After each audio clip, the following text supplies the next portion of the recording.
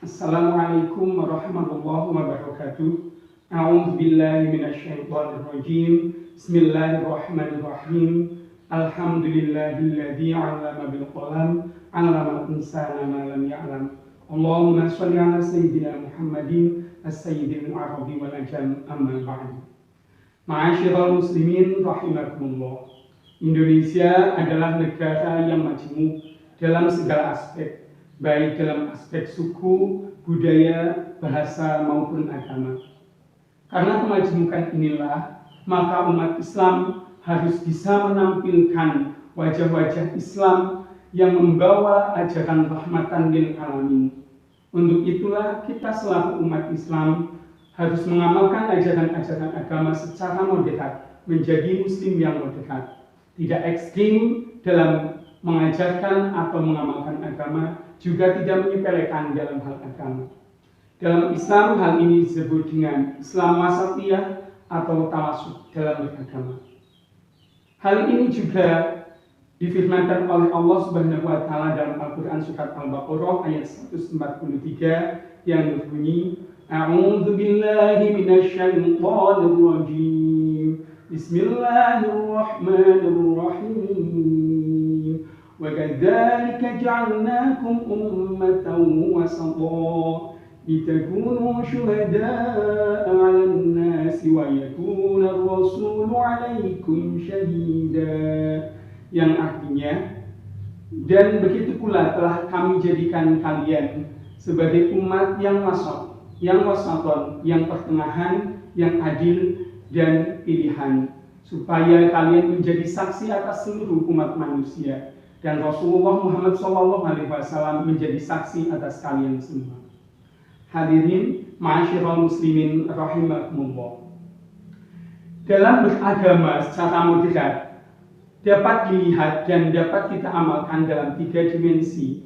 Yang pertama dalam dimensi akidah, yang kedua dalam dimensi syariat, yang ketiga dalam dimensi akhlak tasawuf, dan yang keempat dalam dimensi bernegara dan berbangsa. Ma'asyiral muslimin rahimakumullah.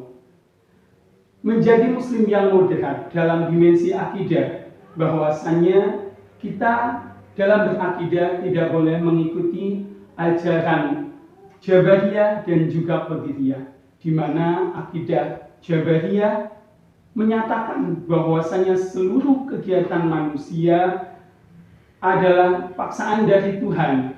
Manusia tidak memiliki hak untuk ikhtiar dan usaha. Sedangkan ajaran Qadariyah sebaliknya, bahwa manusia bebas berikhtiar sesuai kehendaknya tanpa ada campur tangan Tuhan atau tanpa ada campur tangan Allah Subhanahu wa taala.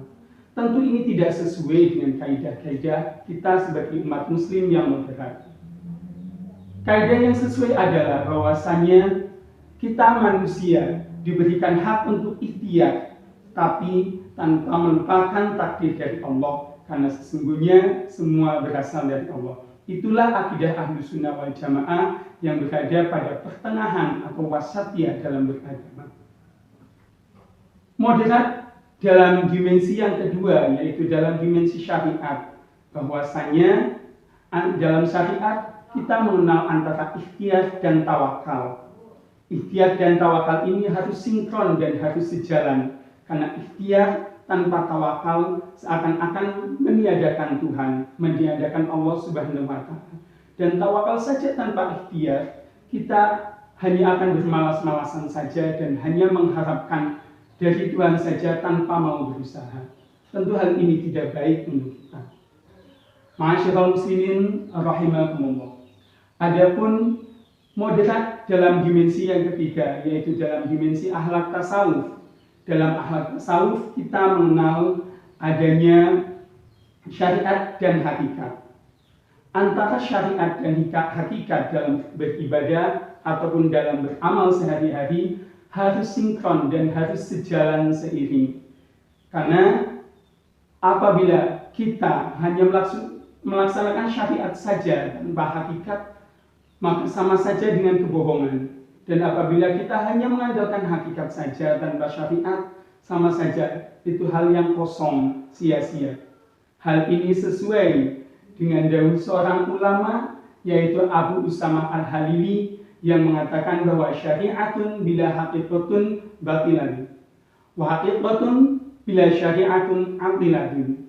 Artinya, syariat tanpa hakikat adalah suatu kebohongan, sedangkan hakikat tanpa syariat ada hal yang kosong dan sia-sia.